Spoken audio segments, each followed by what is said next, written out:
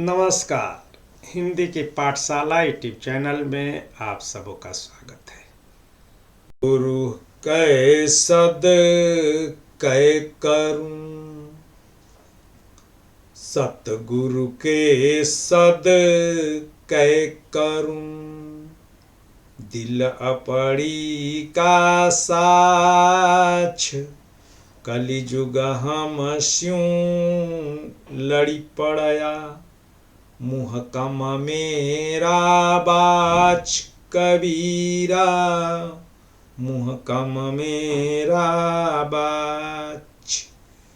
अब इसकी हम लोग व्याख्या देखें तो व्याख्या के 7 बिंदुओं में से पहला संदर्भ तो प्रस्तुत साखी या अवतरण या पद्यांश निर्गुण काव्यधारा के अंतर्गत ज्ञानाश्रयी शाखा के श्रेष्ठ संत कवि कबीरदास जी द्वारा रचित बीजक, जिसका संकलन उनके शिष्य धर्मदास ने किया था, उसी बीजक के आधार पर डॉक्टर श्याम सुंदर दास जी ने कबीर ग्रंथावली में प्रामाणिक रूप से संकलित और संपादित किया।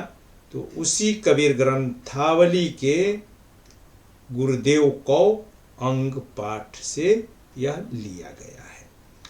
अब इसके कठिन शब्द तो सतगुरु का मतलब जो है सच्चा गुरु, ज्ञानी गुरु, और सदकय का मतलब जो है सजदा होना, यानी कि समर्पित करना, न्योछावर होना सहृदयतापूर्वक, और दिल अपनी यानी कि अपना, साक्ष के जो है 2 अर्थ निकलेंगे। साक्ष जो है 2 स्वच्छ से बना है और साक्षी से भी बना है। स्वच्छ यानी कि विकार रहित, निर्मल, और साक्ष यानी कि साक्षी, साक्षी यानी कि गवाह। तो और कलिजुग हम स्यूं का मतलब जो है से, लड़ी यानी कि लड़ना, पड़या लड़ पड़ा, मुहकम का मतलब अरबी फारसी का शब्द है। मुहकम का मतलब होता है मजबूत, दृढ़ निश्चय। मेरा बाच यानी कि बाल बांका, इच्छा, आकांक्षा। अब सरलार्थ तो शिष्य, इसका है कबीरदास जी कह रहे हैं कि शिष्य ने स्वयं को अपने गुरु के प्रति सच्चे मन से न्योछावर कर दिया। दिल अपनी का साक्ष यानी कि सच्चे मन से समर्पित कर दिया, या स्वच्छ दिल यानी कि उसमें अब किसी प्रकार का लाग लपेट नहीं रहा, और उसने अपने आप को सच्चे मन से गुरु के प्रति समर्पित कर दिया। अब जिसने अपने आप को गुरु के प्रति समर्पित कर दिया, या गुरु के नजदीक जो है चला गया, या गुरु से जो ज्ञान प्राप्त कर लिया, उसका कलिजुग कुछ नहीं बिगाड़ सकता है। अब इसका जो है इसकी जो है व्याख्या तो प्रस्तुत अवतरण में कबीरदास जी कहते हैं कि शिष्य ने अपने आप को, अपनी आत्मा को सच्चे मन से, सच्चे हृदय से अपने गुरु पर न्योछावर कर दिया, और जिसने स्वयं को ज्ञान प्राप्त करने के लिए समर्पित कर दिया, तो उसका जो है बेड़ा पार हो जाना है। क्योंकि ज्ञान में बहुत बड़ी शक्ति होती है। जिसके पास ज्ञान है या जो ज्ञानी है वही शक्तिशाली है, और जो ज्ञानी है उसको किसी भी प्रकार का कोई भी विकार उसके विचार को दूषित नहीं कर सकता। अब अभी जो है घोर कलियुग का समय है। कलियुग अच्छे अच्छे लोगों को अपनी जो है पकड़ में ले लेता है। कलियुग के बहुत सारे अस्त्र शस्त्र हैं। माया, मोह जैसे विकार और प्रपंच, इन अस्त्रों का प्रयोग कर कलियुग व्यक्ति को पथ भ्रष्ट कर देता है। किंतु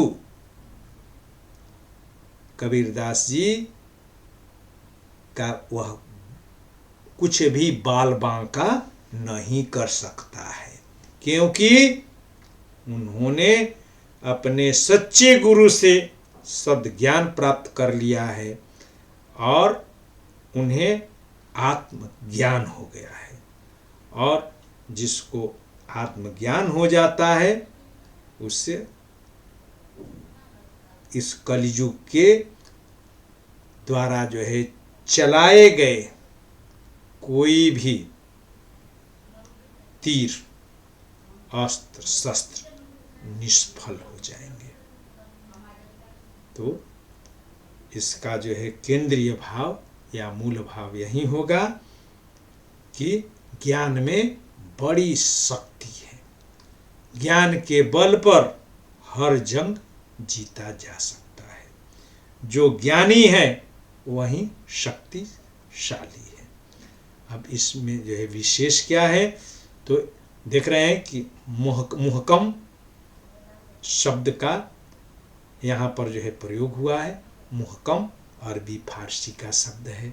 और सतगुरु के सदक़े करूं, तो सदक़े भी अरबी फारसी का शब्द है।